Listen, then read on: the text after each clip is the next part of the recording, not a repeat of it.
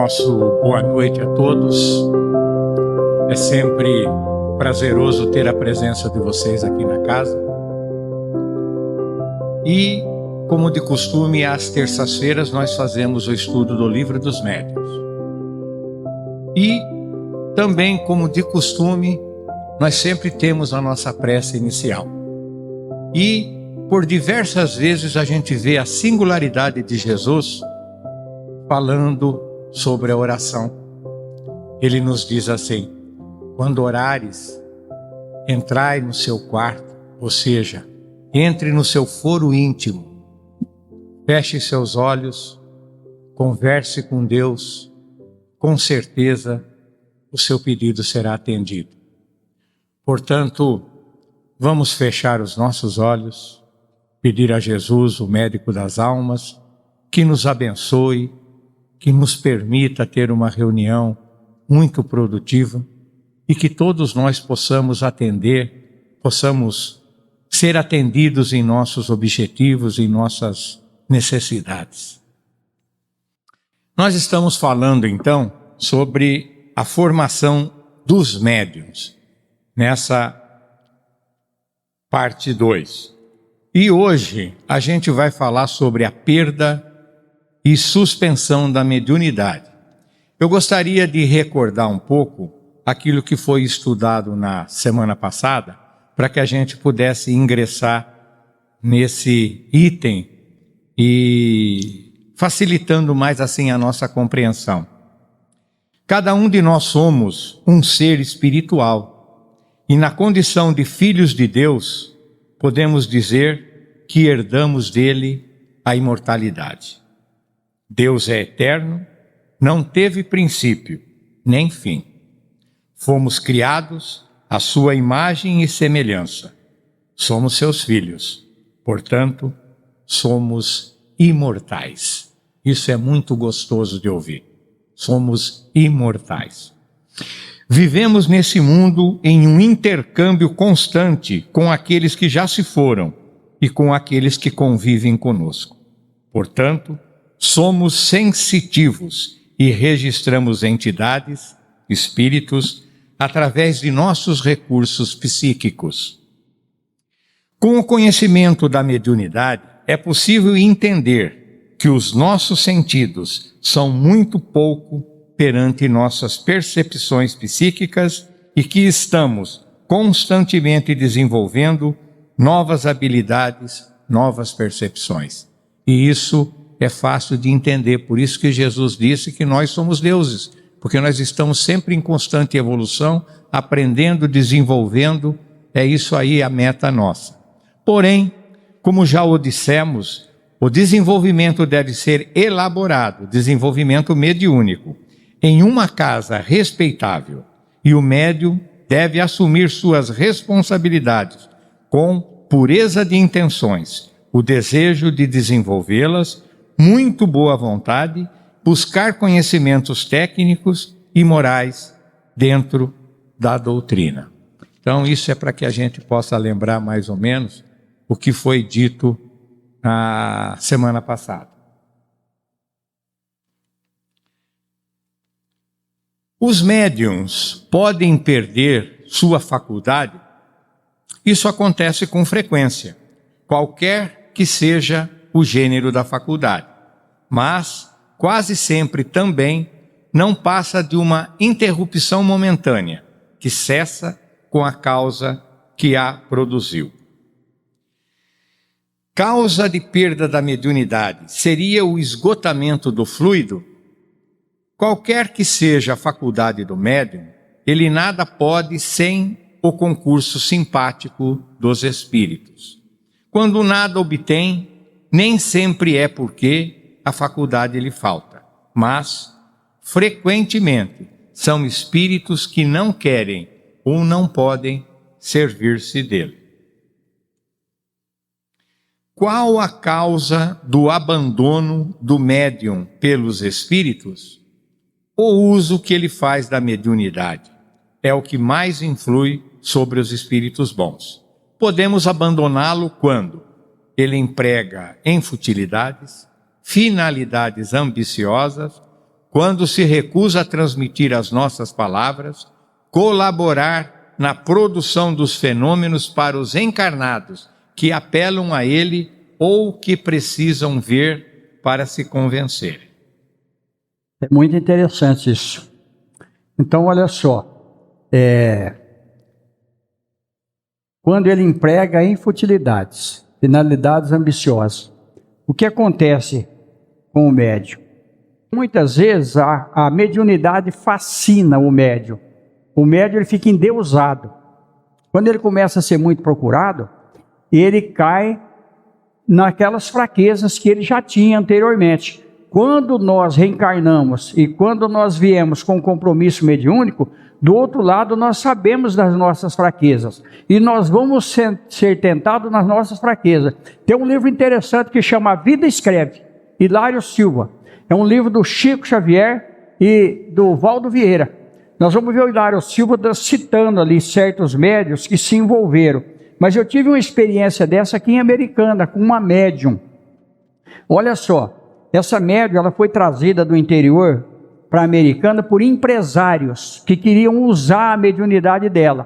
Porque foram aonde ela residia, era uma mulher muito simples. Olha só, trouxeram ela para cá. No começo, o trabalho dela era maravilhoso, eu conheci essa senhora, mas depois eles começaram a explorar e ela começou a se beneficiar do dinheiro. E aí o que aconteceu? Os espíritos sérios se afastaram dela. Os empresários que iam lá consultá-la a benefício próprio, até para fazer negócio, para fazer uma viagem, eles iam lá e ela não correspondia mais. Porque os espíritos se afastaram. O espírito sério, ele não vai ter coisas fúteis, que nós vimos aqui. Então, muitas vezes, nós queremos alguma coisa que os espíritos não têm condição. Mas o médium, ele perde a faculdade e continua por ele mesmo. Porque ele não quer perder o pseudo-poder, porque médium nenhum é poderoso. Afastou os espíritos, acabou o médium, nós estamos vendo aqui. Então, o que aconteceu com essa senhora? Ela precisou de muita ajuda mesmo. Então, no final da vida dela, eles não pagavam nem o aluguel para ela, que eles trouxeram ela para cá pagando aluguel, dando conforto para ela e foram se afastando.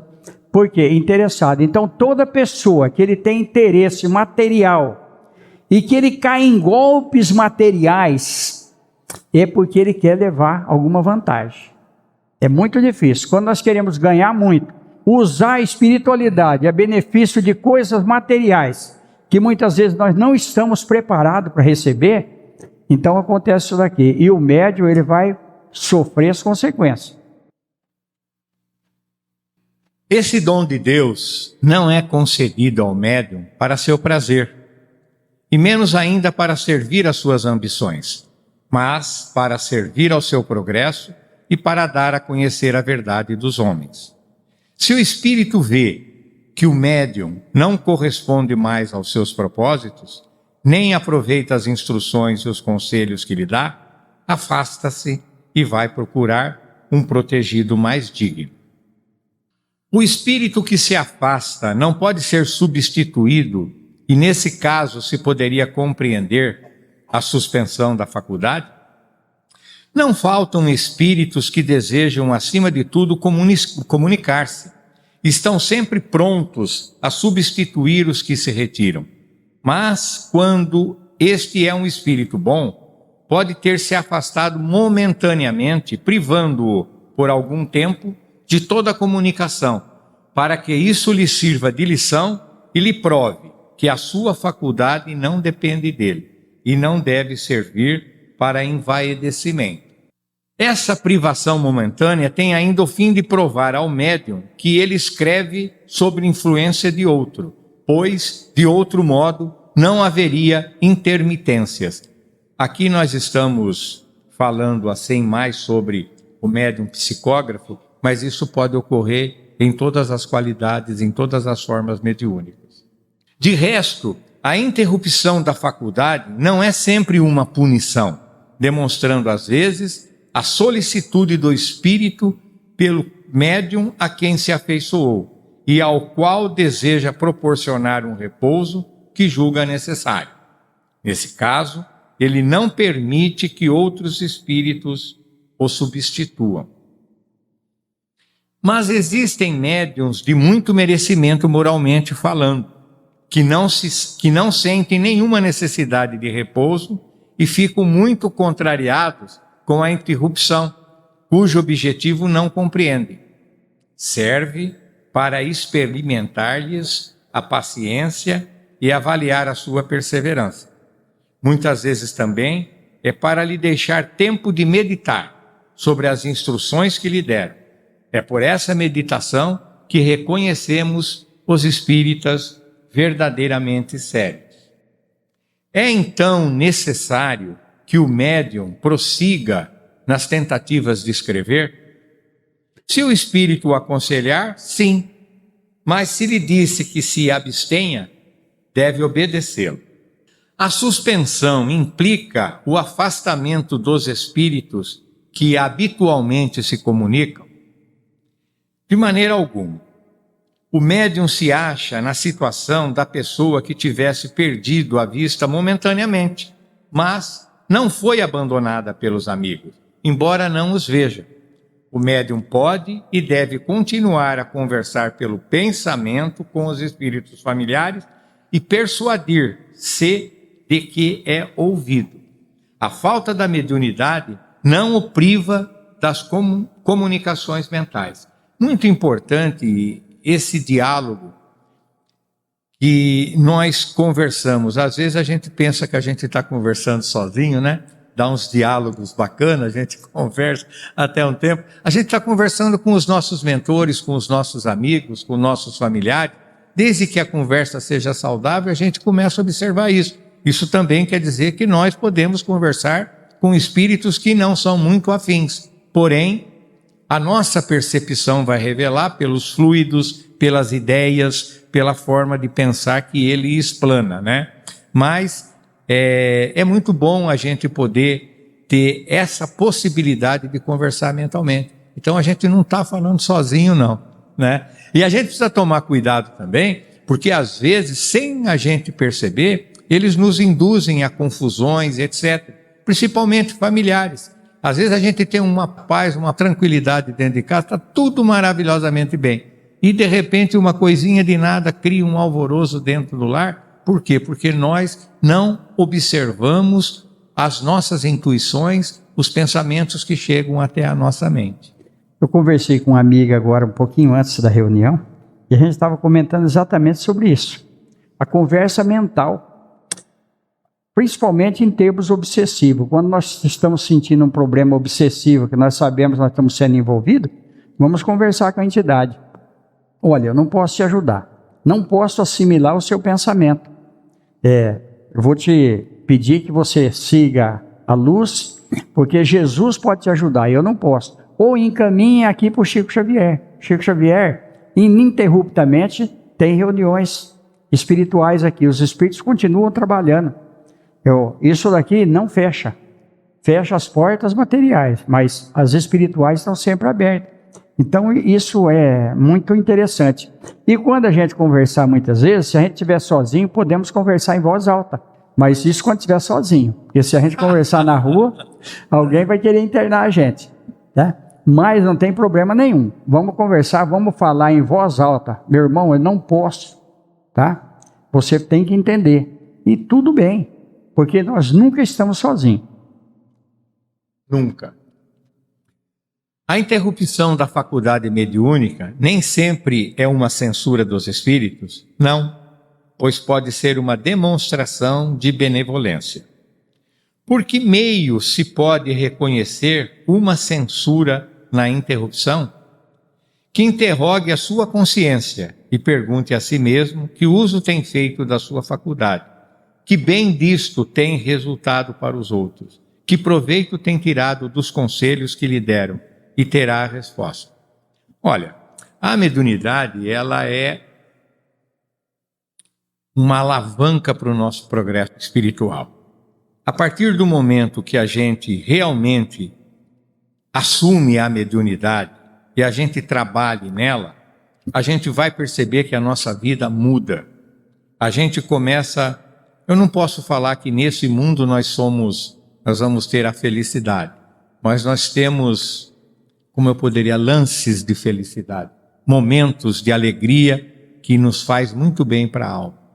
E, geralmente, o bom médium, o bom espírita, ele é mais feliz. Se nós não estivermos usando muito bem a nossa mediunidade, vocês podem ter certeza que a melancolia, ela vai habitar com certeza o nosso espírito. Então é importante a gente se interrogar, pensar, olhar a condição que a gente está, como está o nosso relacionamento no geral, essa qualidade de vida que a gente tem que ter no geral. Porque nós podemos ser médiuns espíritas e não sermos fanáticos, viver normalmente na comunidade com todos e de uma maneira feliz e exatamente fazendo o que aqui está se dizendo, né? O médium, impedido de escrever, pode recorrer a outro? Depende da causa da interrupção. É quase sempre a necessidade de vos deixar tempo para meditação, após os conselhos que vos foram dados, a fim de não vos deixar acostumado a nada fazer sem nós. Ele não encontrará o que procura com outro médium, e isso tem ainda um fim, que é o de provar a independência dos espíritos, que não podeis fazer agir à vossa vontade. Com que fim a providência adotou certas pessoas de mediunidade de uma maneira especial? É uma missão de que as encarregou e de que elas se sentem felizes. São intérpretes entre os espíritos e os homens. Mas há médiuns que só empregam a sua faculdade com má vontade. São médiuns imperfeitos. Não sabem o valor da graça que lhes foi concedida. São médios imperfeitos, não sabem o valor da graça que lhe foi concedida. Eu, sinceramente, eu fico entristecido com pessoas que têm possibilidade de frequentar o centro e que dizem-se cansadas. E aí sempre eu lembro da frase de Emmanuel, em Araras, no sanatório Luiz Antônio Saião: o exercício do amor verdadeiro não deve cansar o coração. Olha, Chico Xavier trabalhou ininterruptamente. Ele trabalhou em bar, ele trabalhou em fábrica, que todo mundo sabe, de tecido, com algodão, tanto é que trouxe para ele um problema pulmonar. Ele trabalhou no Ministério da Agricultura muitos anos e ele não deixou de exercer a mediunidade dele. Divaldo Pereira Franco trabalhava num cargo público e nunca deixou de exercer a mediunidade, nunca faltou ao centro dizendo-se cansado. Então isso é uma coisa muito triste, porque vou citar o meu caso aqui. Eu sabia que a única coisa que ia me salvar do sanatório ou de um suicídio seria o exercício da minha mediunidade, porque a minha mediunidade é muito perturbada. Então olha o que acontece, eu nunca me queixei de canseira, nunca. Porque eu sabia que aquilo ali era um benefício para mim. E olha que coisa interessante, quando eu me dispunha a ir no centro espírita trabalhar, eu ficava descansado na hora. Muitas vezes eu chegava tranquilo. Então olha para você ver, depende da vontade. Então começou a cansar, começou a tá completamente por fora. Porque nós precisamos trabalhar, nós precisamos exercer a mediunidade, e nós precisamos ter responsabilidade em cima da mediunidade. Eu sempre estou cobrando dos médiuns aqui, que muitas vezes falta muito. Então os espíritos, eles estão precisando do médium na reunião, o médium não vem, entendeu? Porque às vezes a interferência começa no lar, começa cedo já. O médium, ele sabe que o dia dele trabalhar na mesa, ele vai começar a ter problemas cedo já. Ele vai ter até problema de relacionamento, porque os espíritos são inteligentes.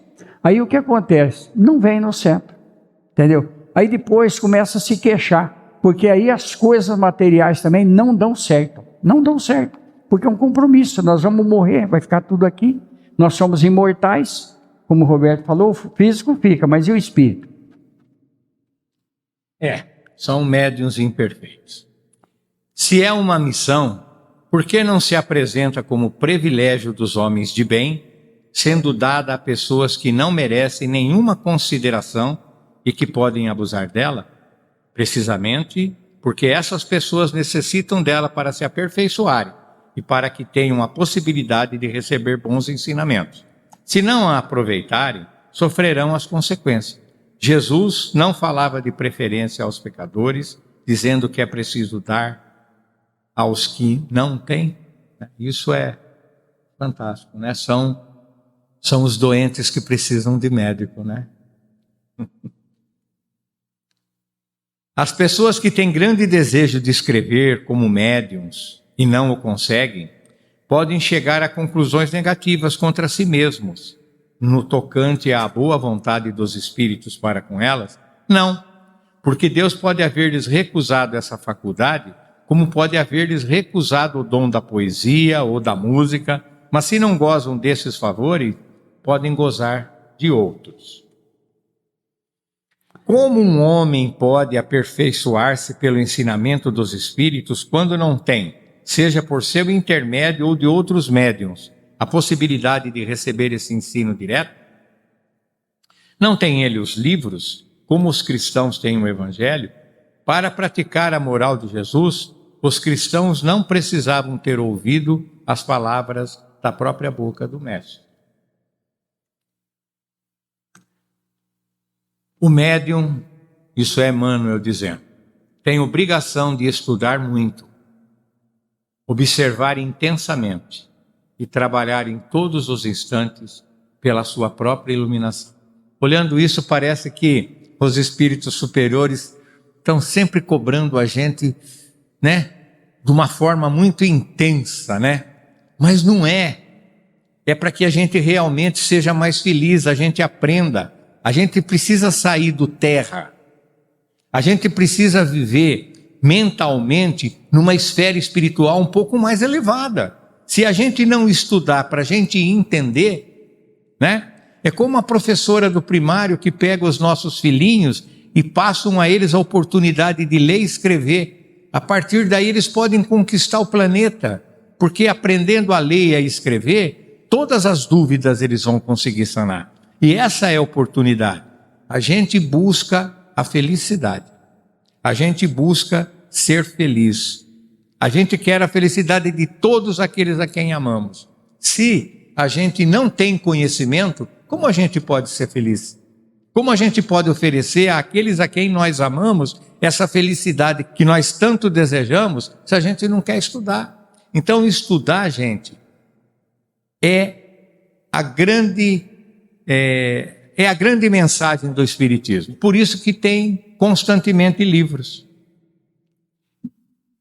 O médium tem obrigação de estudar muito, observar intensamente e trabalhar em todos os instantes pela sua própria iluminação. Somente desse modo poderá habilitar-se para o desempenho da tarefa que lhe foi confiada, cooperando eficazmente com os espíritos sinceros e devotados ao bem e à verdade. Consolador, questão 392. E aqui nós temos Chico. A mediunidade é uma faculdade que muitas pessoas trazem consigo ao nascer, independente da religião ou da diretriz doutrinária da vida que adotem. Muito bem, né? Olha que coisa interessante. E olha para vocês verem como que a mediunidade, ela depende da moral do médium. Depende do comportamento do médium. Nós temos uma senhora que ela frequenta conosco aqui há muito tempo. Olha como que os espíritos são inteligentes. Eu tenho um pouquinho de evidência. Aqui tem mais gente que vê. Tá? Essa senhora, ela vinha aqui de bengala, ela não conseguia andar. Tanto é que de vez em quando a gente levava ela na casa dela. Há uns 2 meses atrás, ela apareceu aqui sem a bengala. E aí ela até chorou, narrando o fato para mim. Um pastor de uma igreja viu ela na fila, num determinado lugar que agora eu não me lembro.